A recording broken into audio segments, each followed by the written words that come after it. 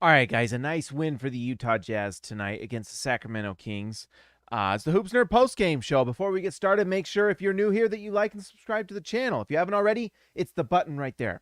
All right, let's get into this. This Sacramento Kings team was without their new guy they just traded for. What was his name? I already forgot.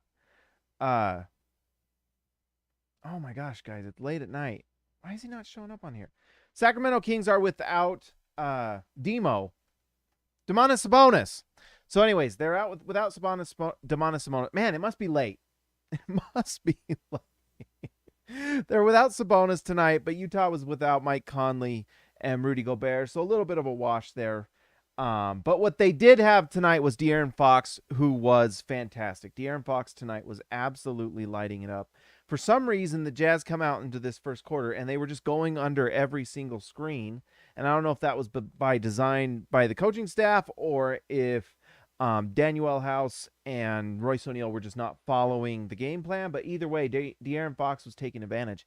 And it just kind of shows you tonight what DeAaron Fox can be when that shot is falling, because he is so fast and he can get to the rim with just an incredible first step, and that just overall speed is unbelievable for him. He scores 41 with 11 assists. The guy is just so talented. And so tonight kind of showed what he can do. And when you just put the ball in DeAaron Fox's hands and he's hitting shots like this, 5 for 11 from 3, I mean, this is just like a glimpse at what he could be if he just kind of finds that consistency. So, anyways, impressive night from DeAaron Fox. This Kings team did those trades around trade deadline that, they brought in DiVincenzo. The big one was Domantas Sabonis. It's too bad we didn't get to see him tonight because he's a fun player, and it's Fox has been doing this since the trade. I mean, Fox has been doing this since he joined the team, and it's been impressive to watch. So, I don't know. We'll see what happens next year with the Kings. I know the Kings got a lot of bad press for that trade, and I don't know if it's the best trade they've ever done, but it did open things up for De'Aaron Fox, and he looks great. So maybe it was the right move, and Sabonis has looked really good for them. And so if they can just find some sort of piece that fits that mold, we all know that Harrison Barnes is really solid as well, and so they have some nice pieces. You just wonder how much better they can be. Let's talk about the Utah Jazz now. That's all I really got on the Kings. The Kings are the Kings.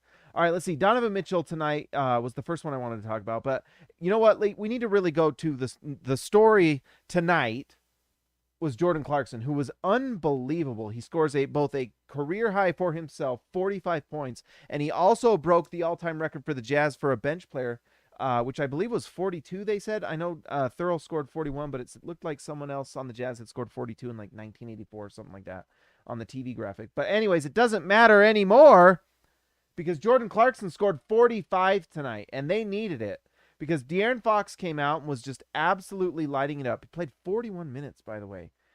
Interesting. But Jordan Clarkson came in and just was absolutely scorching. 15 for 21 from the field, 7 for 13 from 3.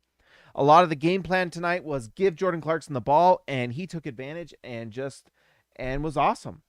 So Jordan Clarkson comes in and does this, absolutely impressive, and it really kind of shows how valuable Jordan Clarkson can be. So when Jordan Clarkson comes in, because the Jazz are without Rudy Gobert and they're without Mike Conley, there's a real hole there in scoring and obviously the defense. That wasn't great tonight. I mean, honestly, the defense tonight, 125 from the Kings, 134 from the Jazz. This was just a crazy offensive night with not a lot of defense being played.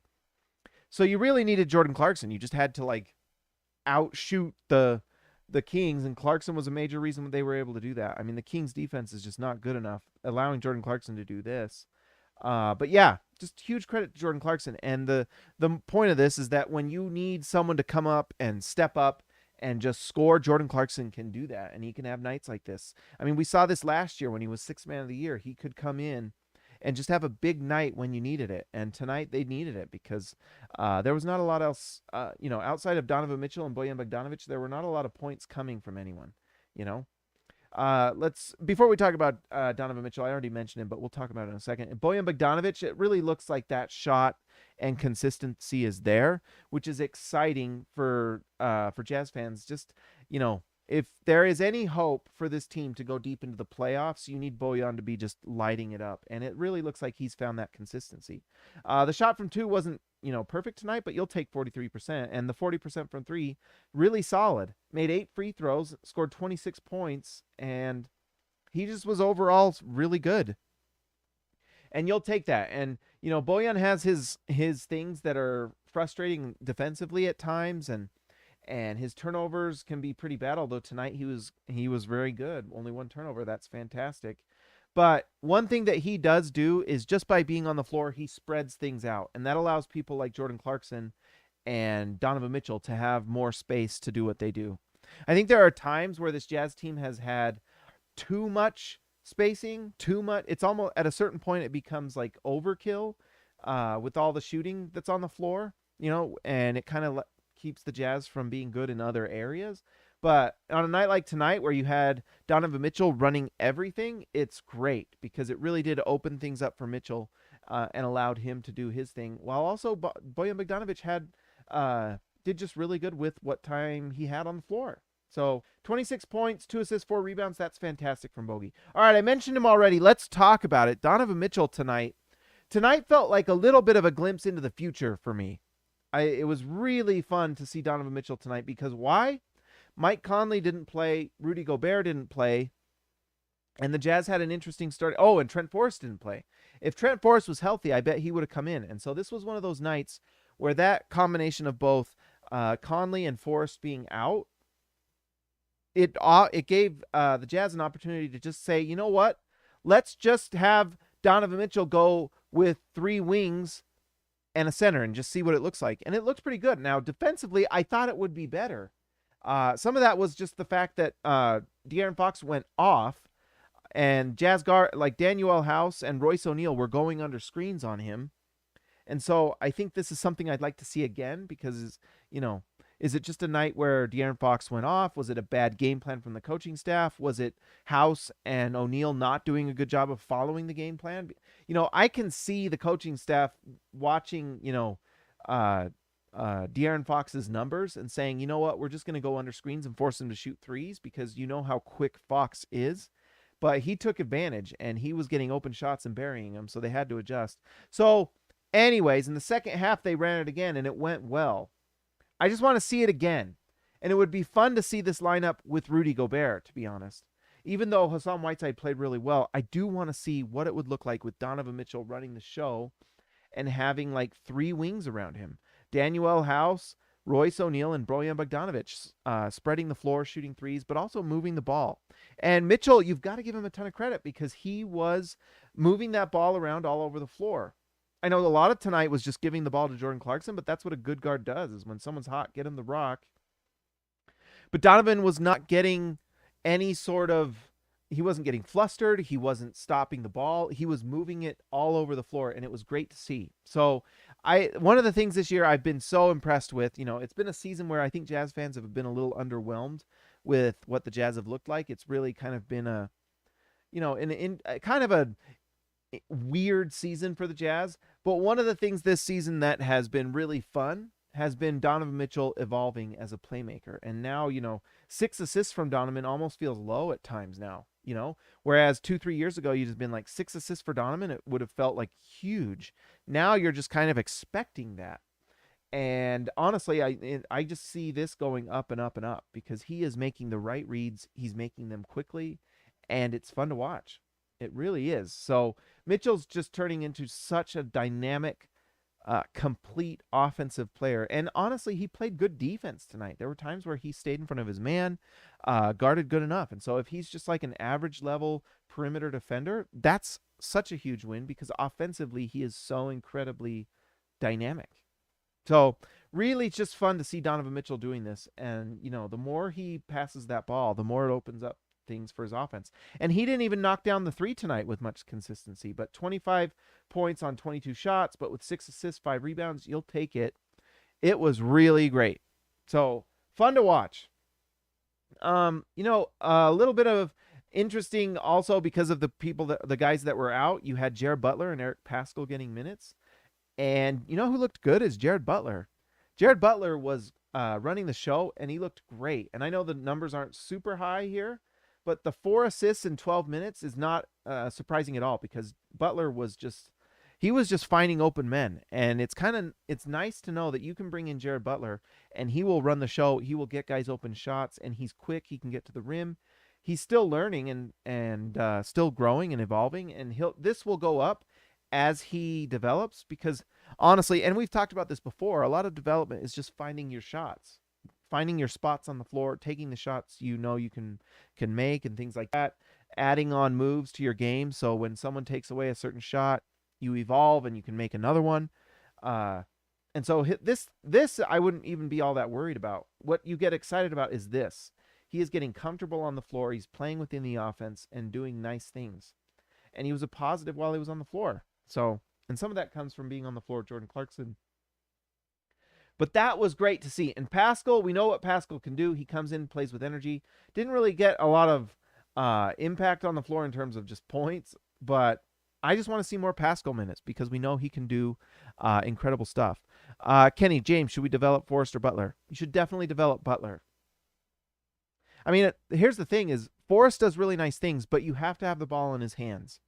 And I think that what makes you frustrated is when you have Trent Forrest on the floor, but Quinn puts him in the corner. What is that? It is an absolute waste of it's basically 4-on-5 at that point, because they don't even guard Trent Forrest when he's sitting in the corner. So if you want Trent Forrest to be effective on offense, you need to put the ball in his hands. And we know that when he has the ball in his hands, he does really nice things. Really nice things. But when he's sitting in the corner, they don't have to guard him, and it becomes 4-on-5, and it's tough. So I would just say, and honestly, part of the reason why Trent Forrest is so nice is his defense, which is legitimately really good. But I would argue that Jared Butler's defense has potential to be just as good. He moves through screens really well. He played on that Baylor team that won with defense. He himself is just a solid overall perimeter defender. I don't think there's any reason not to believe that Jared Butler can't be a plus defender, as well as a really nice playmaking point guard. He's already shown us he can do that in 12 minutes.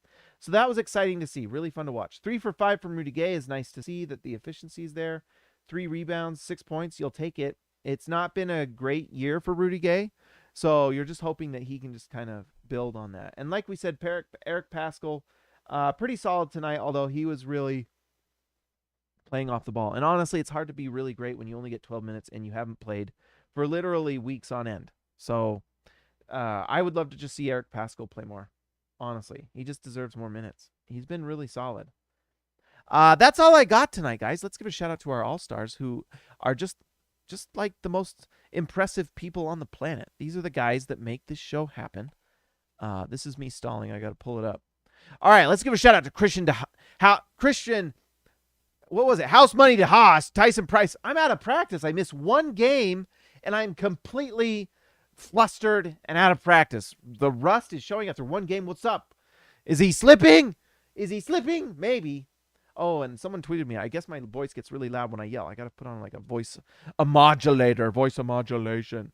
Anyways, Christian, House Money to Haas, Tyson Price, the Price is Right, Baby Elliott Matson, the X marks the spot for Zintas, Jordan the Goat Pesserel, Joshua Hansen, the Danish Destroyer, and one Anton Warren, Ezekiel Lee Rice Seabay, the man from down under, JT Buckets Wardell, Austin R. Grant, editor extraordinaire, Eric C., the C stands for champion, Donald Schooley, the Schoolin, all of us. I am off tonight. DW to CB, Darren Williams to Carlos Boozer, Jorge Arrizaga, mi amigo de abajo, Lee Christensen, Drive in the Lane, Patrick Akubo, the connoisseur, and Robert, Hall of Fame. Nice stuff, guys. It's really, and it's just nice to see this group of all-stars just show up for the channel. It's fantastic, guys. If you're new here, guys, like and subscribe to the channel. I would really appreciate it. It makes the channel grow. And you know what? It helps other people find it. So thanks to everyone who's on the channel. Thank you to the All-Stars and all other members in the chat. You guys are amazing. Guys, that's all I got tonight. I will talk to you next time.